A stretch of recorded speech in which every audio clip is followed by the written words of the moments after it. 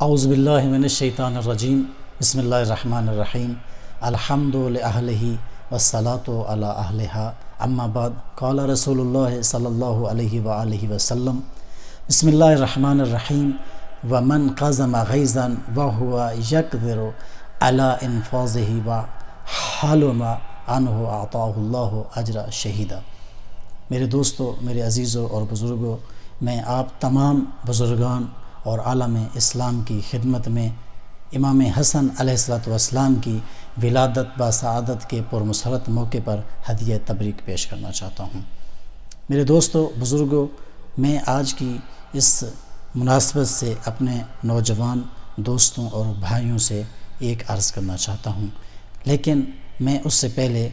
ایک اور گزارش آپ کو کرتا چلوں کہ جیسا کہ ہمارے ہر معصوم میں ایک صفت کمال ہوتی ہے اور ہر امام ایک صفت کمال کا حامل ہوتا ہے، لیکن آج چاہتے ہیں کہ زہرا سلام اللہ علیہا کا حق ادا ہو اور حق اجر رسالت بھی ادا ہو جائے۔ ہمارے ہر معصوم میں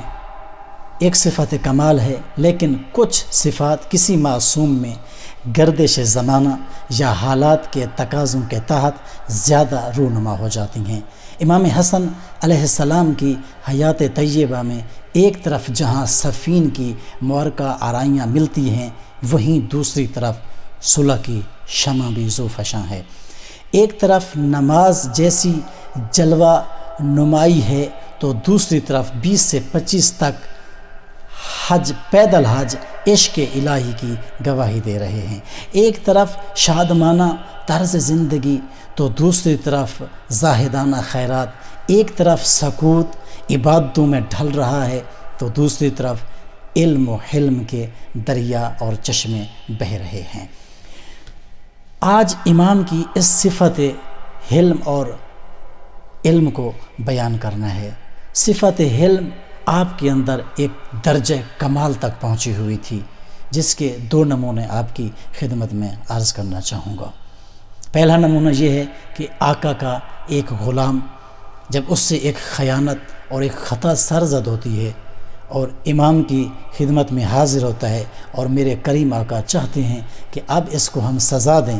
تو اس وقت چونکہ میرے کریم آقا کا مزاج آشنا ہوتا ہے اور میرے کریم آقا کے مزاج سے واقف ہوتا ہے، تو امام کو دیکھ کر فوراً کہتا ہے والقاظمین الغیظ۔ تو امام فرماتے ہیں میری ناراضگیاں اب دور ہو گئیں، تو فوراً پلٹ کے پھر ایک اور جملہ کہتا ہے والعافین عن الناس۔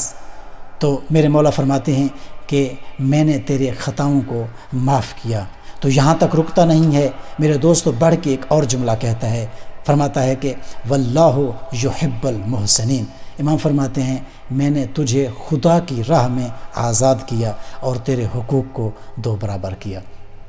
اسی طرح ایک دوسری مثال میرے آقا کے حلم کی کہ جب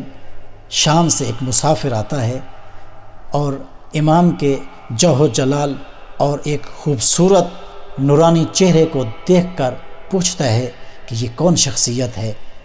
اور جواب میں کہنے والا کہتا ہے کہ یہ علی ابن ابی طالب علیہ السلام کے فرزند ارجمند امام حسن علیہ السلام ہیں۔ تو اس وقت اس کے دل کا کینہ اور بغض علی بھڑک اٹھتا ہے اور یہ بکواسات اور گالیوں پر اتر آتا ہے۔ تو امام جیسے ہی اس کے جواب کو سنتے ہیں تو فوراً رد عمل پیش کرتے ہیں، اور رد عمل یہ ہوتا ہے، مولا فرماتے ہیں کہ محسوس ایسے ہوتا ہے کہ تو مسافر ہے، اگر تیرے پاس مکان اور رہائش نہیں ہے تو ہم آپ کو مکان اور رہائش دینے کے لیے تیار ہیں، اگر آپ کا زاد راہ ختم ہو گیا ہے تو ہم آپ کو زاد راہ دینے کے لیے تیار ہیں، اگر آپ کے پاس آپ کو کسی چیز کی ضرورت ہے تو ہم آپ کی ضرورت پوری کرنے کے لیے تیار ہیں۔ میرے دوستو،